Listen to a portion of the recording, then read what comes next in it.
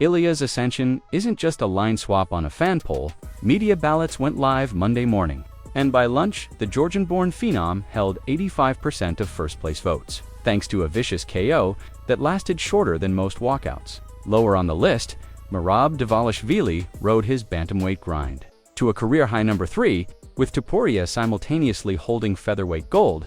Every 145-pound contender from Arnold Allen to Movsar Evloev. If Ilia decides to defend down at 145, he could force Volkanovski-style weight cuts on short notice. If he stays at 155, the featherweight belt may wind up vacant, detonating another ranking earthquake. Either way, every name below him feels the tremor, and the aftershock is just getting started. Charles Oliveira entered Las Vegas, armed with 47 professional fights and a resume dripping in finishes. None of it mattered. 2 minutes, 31 seconds, and one nuclear overhand later. The celebratory grin lasted about 8 seconds before someone whispered BMF, reminding him that Max Holloway's ceremonial strap never hit the scales when Ilia knocked Blessed cold at UFC 308. Chael Sonnen calls that oversight one of the dumbest marketing misses in UFC history, swearing the promotion cost Topuria a 3-belt photo op that would have lived on billboards forever. For Ilia, the sting feels personal. Holloway's BMF crown was meant to signify the baddest man alive.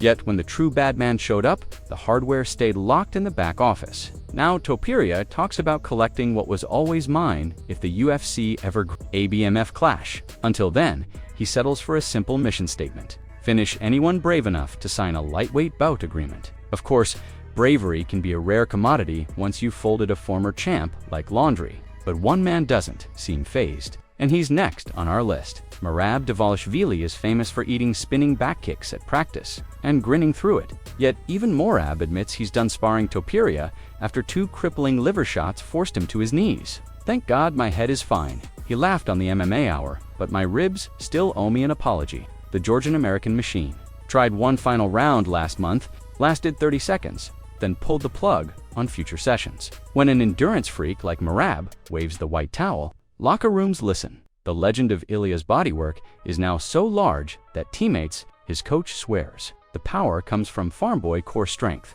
Opponents call it something closer to cheat code physics. Whatever the recipe, it feeds the mythos, and myths breed fear. In other words, cue Arman Tsarukyan. Tsarukyan didn't wait for the ambulance siren to fade before hammering out a tweet. Running from the real contender only proves one thing: you're scared. Hours later, he doubled down in a bloody elbow interview. Strike him, I'm gonna kick him. I watched his first fight, and he was wrestling a little bit. He got tired so much, and he never fought the rest of his wrestlers like me. Bruce Mitchell, what's his name? Bruce? Bryce Mitchell.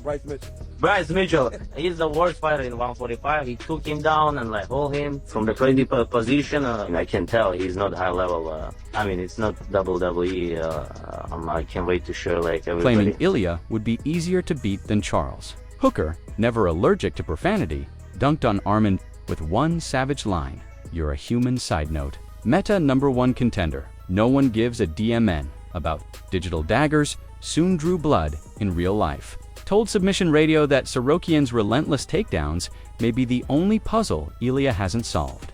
While Ray Longo echoed the sentiment on the Anik and Florian podcast, dubbing Arman the toughest matchup in the entire division, the tension is delicious. Tsarukyan believes Topuria's compact frame equals easy leverage. Topuria counters that Arman feels fear the moment he smells power. UFC brass watches the banter translate to algorithm gold, and Vegas oddsmakers tighten lines by the hour. 2 Hall of Famers have a bone to pick with Ilia's current path. On the Pound for Pound podcast, Kamaru Usman rolled his eyes at Henry Cejudo's rapid-fire flip-flop first, crowning Topuria the best fighter alive. Then, questioning whether he could even beat Tsarukyan, "Look at you flip-flopping," Usman chuckled, pointing out the lightweight fiasco resembles a mess only the UFC could create. Meanwhile, Cejudo stuck to his wrestling-centric guns. If Ilia can't stuff Arman's shots, the empire crumbles. Daniel Cormier adds another wrinkle. In a vlog that racked up 1 million views overnight, DC called Topuria a real-life star but predicted Islam now, hunting welterweight Goldwood, still edge him in a stylistic clash. Very rarely am I at a loss for words when it comes to athletes. I really cannot find the words to explain what we are seeing from Ilia Topuria. I mean, his ability to control guys, knock guys out, tell us what he's going to do to knock guys out, and then go out there and deliver is second to none. We honestly sat at the table thinking to ourselves, I don't know if it's good that Topuria is out celebrating a victory that has not happened yet.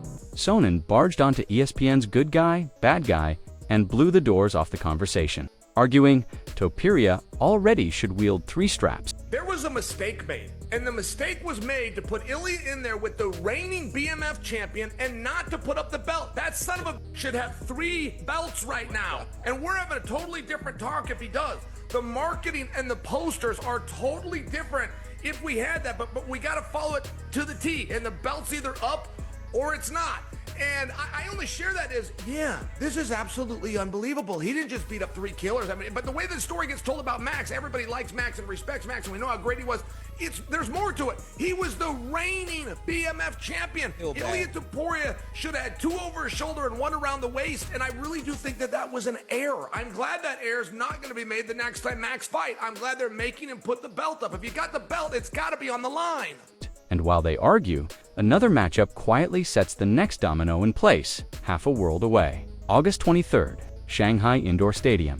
Former bantamweight ruler Aljamain Sterling debuts at featherweight against submission ace Brian Ortega. Sterling admits Ortega holds a slim grappling advantage, but insists improved striking will tip the balance. The winner positions himself as a legit 145-pound contender, huge if Ilia returns to featherweight for a defense, while headline light heavies Johnny Walker and Zhang Mingyang trade bombs.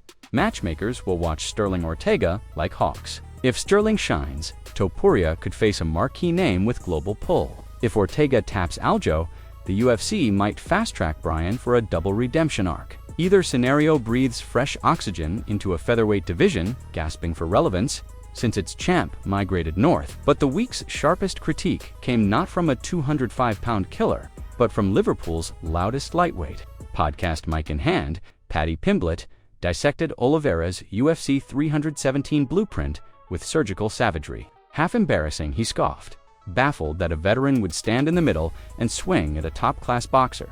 Paddy swears Oliveira's anxiety was visible backstage and declared that Ilia could never put him out because Paddy hasn't taken clean damage in me life. The rant did 2 things. First, it kept Pimblett's name glued to Topuria's in gruesome space, nudging the idea of a Paddy title shot from fantasy to maybe. Second, it painted an irresistible storyline, the brash Scouser versus the stoic double champ, volume versus precision, meme king versus silent killer. If pay-per-view maths rule the day, don't be shocked when Dana White waves a stack of pounds in both directions.